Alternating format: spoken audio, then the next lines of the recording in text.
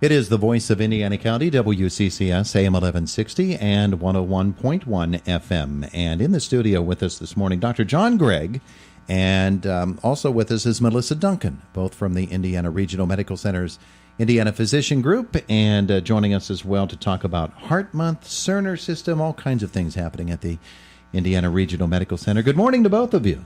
Good morning. It's good to have you in the studio with us. Let's start with Heart Month. February is Heart Month. You're both, of course, with the same medical group. And so you're the perfect ones to talk about this. Dr. Gregg, good morning to you. As we think about it, what are the major issues that contribute to heart disease, which takes the lives of so many people, changes the lives of so many people? We have identified over the years many what we call risk factors. Number one of which is cigarette smoking, which in and of itself is something that can only be controlled by the person. Mm-hmm. And a person who doesn't smoke has a much lower risk of having any kind of heart disease than a person who does. Other risk factors include cholesterol and high blood pressure, diabetes, and family history. So many of those things that we think about with heart disease really do have to do with behaviors or habits that really begin at a very much younger age and accumulate, don't they? Yes, they are lifestyle issues. Yeah, and therefore they ought to be things that we should get a better grip on, a better grasp of, and probably as we're younger. And I think that people are slowly catching on, and I think that their behavioral changes are occurring in large segments of the population.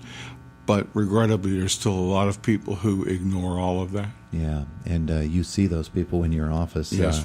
Of course, there are so many factors, as you mentioned. And Melissa, you know this as well.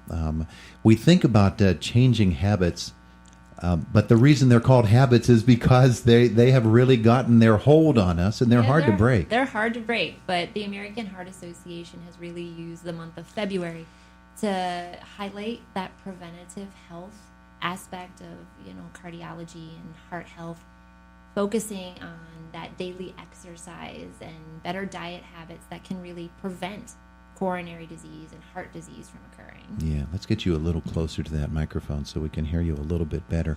Some of the events that are planned in the coming month, of course, are IRMC and Indiana Physician Group events, and I'm sure that there are many things that you'll be talking about in the next month. Yeah, IRMC year-long is focused on preventative health, so offering seminars to the community. Year-long, there's the Wellness Center that promotes exercise and daily activity.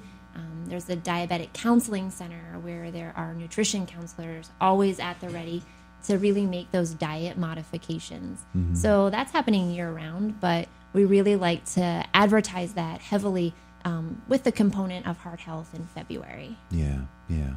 Dr. Gregg, let's talk a little bit about people who have heart disease, and in the past, they would say automatically, heart disease sounds so serious, and my life is over. I can't really do things anymore. The way that the medical field has progressed in terms of treatment of heart disease, remediation and rehabilitation, it's a whole different world, a whole different landscape, isn't it? The prognosis of coronary artery disease has changed dramatically in the time that I've practiced.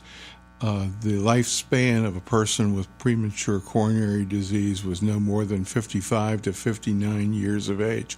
But with the advent of the anti-cholesterol drugs, the statins as we call them, the advent of cardiac catheterization and early intervention for people who have threatened heart attacks, and with the advent of very strong data showing that early intervention in the midst of a heart attack can reverse a heart attack and prevent heart muscle damage. All of these things have shown that the prognosis of coronary disease has been radically altered. One of the things that, and you can tell me if this is an actual good approach. Years and years ago, I have an uncle who was told that his heart was in such poor condition and he was at such risk that he should basically just go home, sit down, take it easy, and not do anything to get that heart pumping too badly, too quickly, that it might cause some real damage. As he was sitting there, he said to himself, and he told me this a couple of years ago, because this was over 25 years ago, and they told him he'd only have about 2 years left, and he's still walking around. He says, I sat there and I thought, well, the heart is a muscle, and muscles need exercise. And so he started walking, just short walks, and gradually lengthened them. He's still with us today. Is that an approach that is advisable, obviously under a physician's care? Well, there's been a dramatic turnaround as far as cardiac rehabilitation, as you mentioned. We used to believe that you needed to rest the heart when it was injured. Well, that rest is only for a few days. We find the heart actually does strengthen, as he said, if you start to move it correctly. And with the addition of some of the medications we use to help the heart and assist the heart in its pumping, exercise and activity really do help long-term prognosis. Age is obviously a factor in heart care as well, and some people are afflicted with heart disease at a relatively young age. Some people are more at risk as they get much older.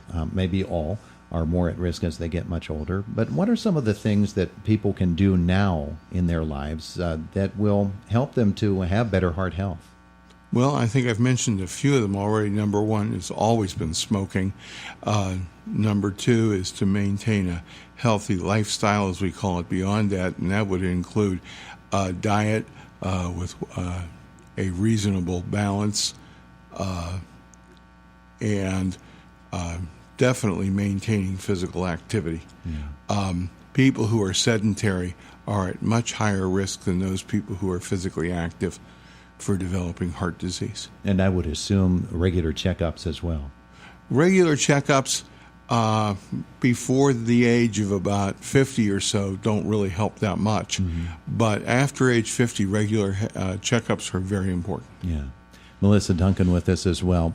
You, of course, work in the field of cardiology as a physician's assistant, and you are working with the offices of which Dr. Gregg is a part, the McDowell operation up the street, if you will.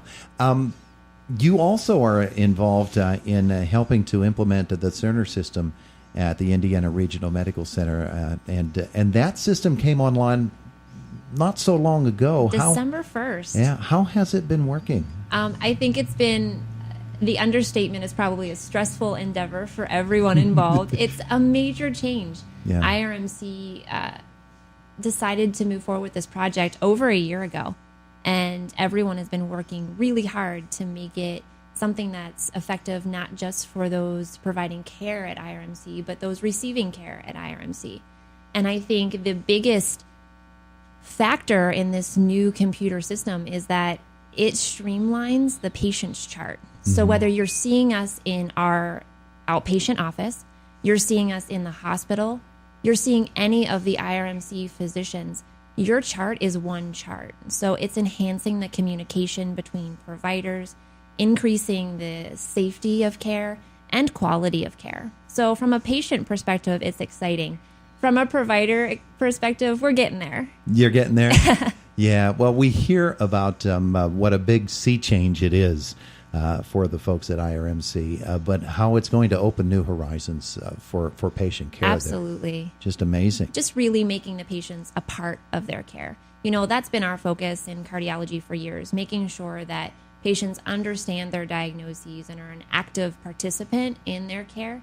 And this system just helps to move that into the next level. Yeah. All right. Well, we've enjoyed your visit with us here this morning. We appreciate your coming down on this very, very cold day.